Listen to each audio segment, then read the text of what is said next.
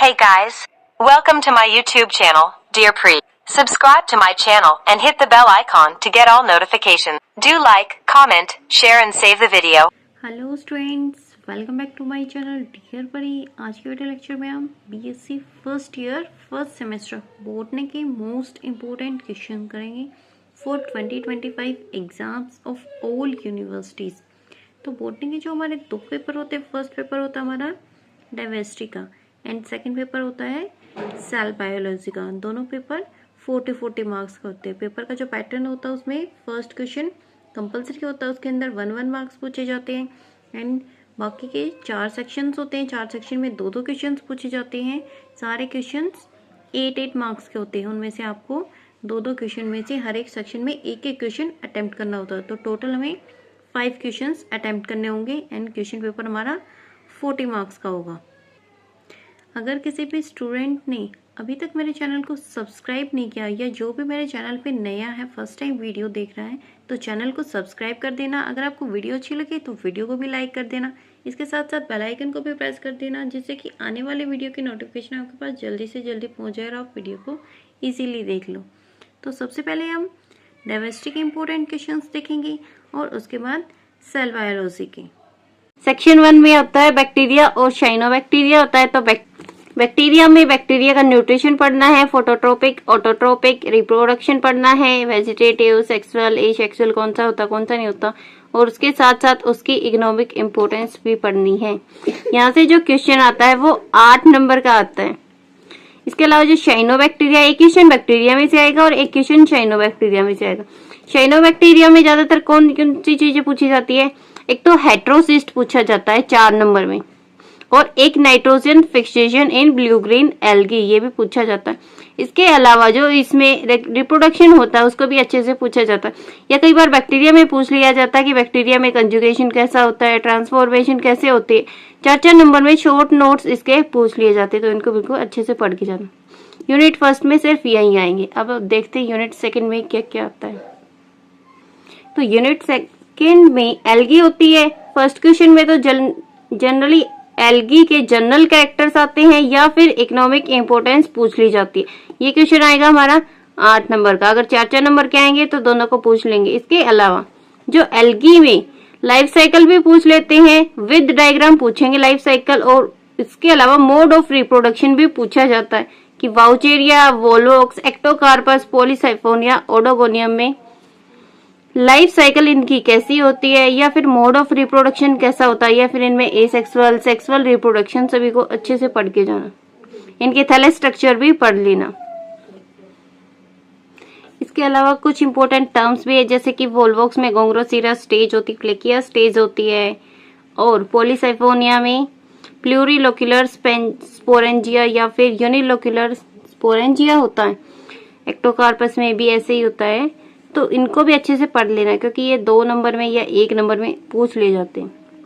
Unit third में क्या क्या है इंपॉर्टेंट क्वेश्चंस? यूनिट थर्ड में आएंगे वायरस के जनरल कैरेक्टर्स, और स्पेशली क्या पूछा जाएगा कि कोई भी एक प्लांट वायरस की पूरी डिटेल बताओ। तो आपको टोबैको मोजैक वायरस का स्ट्रक्चर और उसकी डिटेल्स अच्छे से याद करनी। यहाँ से जो क्वेश्चन आएगा वो 8 नंबर का आएगा। नेक्स्ट क्वेश्चन में फंजाई के जनरल कैरेक्टर या फिर इकोनॉमिक इंपोर्टेंस पूछी जाती है 8 नंबर में। तो सी सेक्शन में सिर्फ यहीं से क्वेश्चन आएगा। इसके अलावा जो डी सेक्शन में क्वेश्चन आता है उसमें क्या आता है, या तो डिफरेंस पूछ लेंगे कि what is the difference between अलगे एंड फंजाई, 8 नंबर में क्वेश्चन आएगा। और इसके अलावा लाइफ हिस्ट्री किस किस की पूछी जाती है?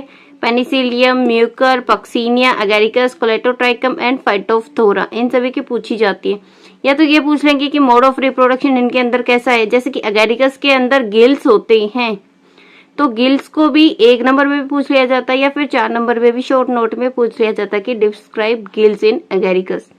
और जो इनकी लाइफ साइकिल होती है उनको विद डायग्राम याद कर लेना। लाइकेंस के जनरल कैरेक्टर, उसका थैलेस स्ट्रक्चर, इंटरनल थैलेस, और मोड ऑफ रिप्रोडक्शन भी अच्छे से कर लेना, क्योंकि यहाँ से भी क्वेश्चन 8 नंबर में आता है। तो चारों यूनिट में सिर्फ इन्हीं सेक्शंस में से जो मैंने इंपॉर्टेंट क्वेश्चंस बताए हैं यही सारे इंपॉर्टेंट क्वेश्चंस आएंगे। इसके अलावा एक नंबर के भी मैंने बता दिए हैं कुछ, या फिर कोई इंपॉर्टेंट टर्म्स होते हैं जैसे कि स्टेरिगमेटा, एस्कोमाइस्टीज के एग्जांपल्स पूछेंगे, बेसिडियोमाइस्टीज के एग्जांपल पूछ लेंगे, लेट ब्लाइट ऑफ पोटैटो ऐसे कर देंगे कि इसको डिफाइन करो। कैप्सिड पूछ सकते हैं। एक होता है नेनेंड्रियन टाइप सेक्सुअल रिप्रोडक्शन जिसको कई बार पूछा गया है, और होर्मोगोनिया को भी कई बार 1 नंबर में पूछा जाता है, ठीक है। या फिर नाइट्रीफाइंग बैक्टीरिया जैसे कि साइनोबैक्टीरिया होता है, नाइट्रोजन फिक्सेशन करता है, तो नाइट्रीफाइंग बैक्टीरिया को भी पूछ लेते हैं। या फिर 1 नंबर में हेट्रोसिस्ट को भी कई बार पूछा जाता है। तो यहीं से 1 नंबर के क्वेश्चन आएंगे, इनको अच्छे से पढ़ के जाना जिससे कि आपका क्वेश्चन पेपर कंप्लीट हो जाएगा। अच्छे से अटेम्प्ट करके आना क्वेश्चन पेपर को।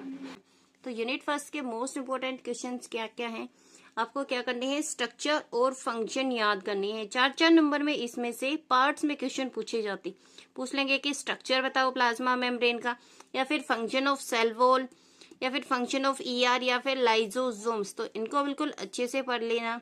इसमें एक डिफरेंस हर साल पूछा जाता है कि what is the difference between primary and secondary cell wall, और ये क्वेश्चन 4 नंबर में आता है, ठीक है।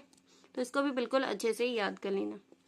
सेकेंड यूनिट में जो क्वेश्चंस होते हैं इसमें स्ट्रक्चर एंड फंक्शन किस किस का पूछा जाता है। क्लोरोप्लास्ट का पूछ लेंगे कि क्लोरोप्लास्ट क्या है, एक सेमी ऑटोनोमस ऑर्गेनील है, इसका अल्ट्रा स्ट्रक्चर बताओ।